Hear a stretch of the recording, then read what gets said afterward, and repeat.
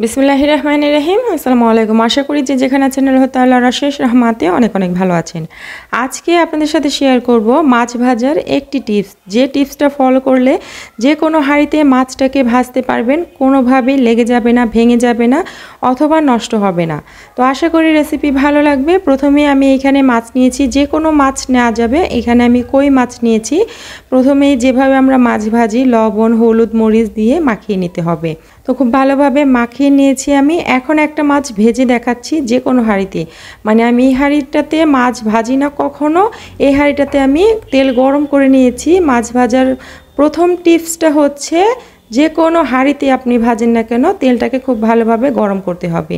এরপর আমি মাছটা দিয়ে ভেজে নিয়েছি, দেখতেই পাচ্ছেন এটা আটকে গেছে আর ভাঙা ভাঙা অবস্থায়। এই মাছটাতে আমি দাগ কাটিনি, দাগ কেটে দিলে আরও বেশি ভেঙে যেত। তো এখন আমি একটা টিপস শেয়ার করব, যেটা দিয়ে আপনাদের মাছটা যে কোনো হাঁড়িতে ভাজতে পারবেন, লেগে যাবে না। এখানে আমি 1 চা চামচ দিয়ে দিচ্ছি আটা অথবা ময়দা। তো মাছটাকে এই আটা ময়দা দেওয়ার আগে কিন্তু লবণ হলুদ দিয়ে মেখে নিতে হবে, তারপরে এটাকে দিয়ে খুব ভালোভাবে একটু মেখে নিতে হবে। তো মেখে নেওয়ার পর এখন আমি ভাজছি সেম একই কড়াইয়ের মধ্যে। আর এই মাছটা কিন্তু সাথে সাথে নাড়াচাড়া করা যাবে, কোনোভাবে লেগে যাবে না। আর অবশ্যই তেলটাকে একটু ভালোভাবে গরম করে নিতে হবে। তো দেখতেই পাচ্ছেন এটাকে আমি উল্টে পাল্টে নিচ্ছি, আর এটা কোনোভাবে আটকে যায়নি বা একটু ভেঙে যাবে না। সবগুলো মাছ একই রকম সুন্দরভাবে ভেজে নেওয়া যাবে।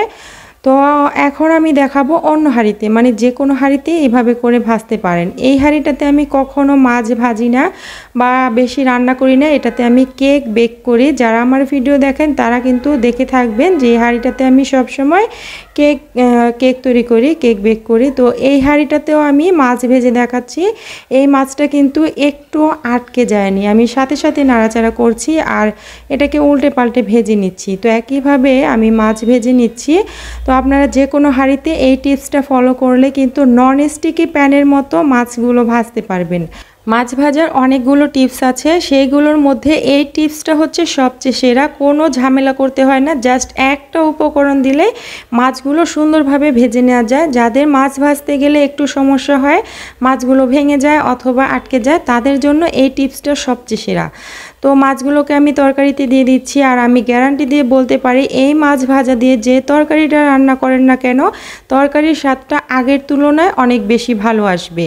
আর এগুলোকে আপনি ভেজেও খেতে পারেন, তো ওইটাও কিন্তু অনেক অনেক মজার হয়। আশা করি আজকের এই ভিডিওটা আপনাদের একটু হলেও উপকারে আসবে। আজকের মতো এতটুকুই, দেখা হবে নেক্সট ভিডিওতে। সে পর্যন্ত সবাই ভালো থাকবেন। আল্লাহ হাফেজ।